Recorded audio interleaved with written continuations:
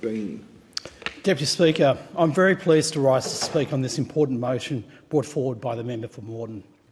The 12th of August marks an important anniversary, not just my son's birthday, happy 21st Marcus, but much more importantly, the 75th anniversary of the signing of the Geneva Conventions of 1949. While there have always been rules of war and acceptable conduct in conflict and the treatment of non-combatants, many of these rules arose more from accepted norms than enforceable instruments. These norms did not prevent atrocity, far from it, but they did provide guidance, guardrails for conduct in war. You can look back to antiquity to see examples of this. But Deputy Speaker, the Conventions of 1949 were promulgated in the shadow of one of the most devastating periods in modern history. Just a few short years before, in 1945, one of the bloodiest wars in human history had ended. It was a war which was marked by aggressive territorial expansion, the use of weapons of mass destruction against civilian targets, and one of the most organised and coldly executed genocides the world has ever seen.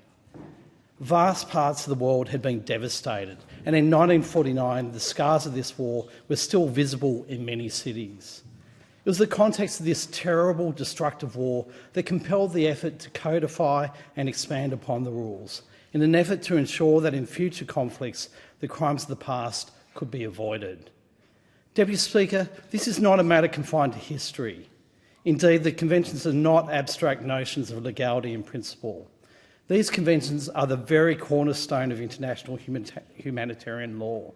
They provide for, in the context of armed conflict, the protection of civilians, those providing aid and assistance, journalists and prisoners of war. In every conflict since their promulgation in 1949, these conventions have been tested and sometimes broken. This is despite the universal acceptance of the conventions as a bulwark of international humanitarian law. It's important to remember that every state has ratified these conventions and essentially accepted them as rules of war. It is timely that the member for Moreton has brought this motion before us today, Deputy Speaker. Today there are more than 110 conflicts taking place across the world. These range from wars between states to internal conflicts to wars between state and non-state actors. Many of these conflicts are utterly brutal, and the years 2021 to today have seen unacceptably high levels of casualties. In all these conflicts, we've seen the spirit and even the letter of the law of the Geneva Conventions tested and broken.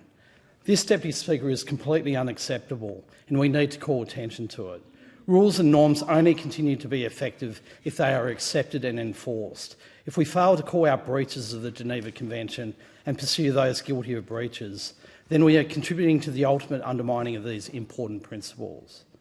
Deputy Speaker, I'd also like to recognise the important role played by the humanitarian aid workers who render important assistance in conflicts. In particular, the Red Cross and Red Crescent movement have, over a long period of time, provided aid in conditions of great danger. This provision of aid is essential to assisting the many people affected by war, including displaced civilians and prisoners of war. In particular, by providing aid and assistance to these groups in these conditions, these organisations are an important check on violations of the Convention. I pay tribute to their work and efforts. It's essential that humanitarian aid workers be allowed to continue to do their important work in conflict zones, free from threats and interference from any combatants.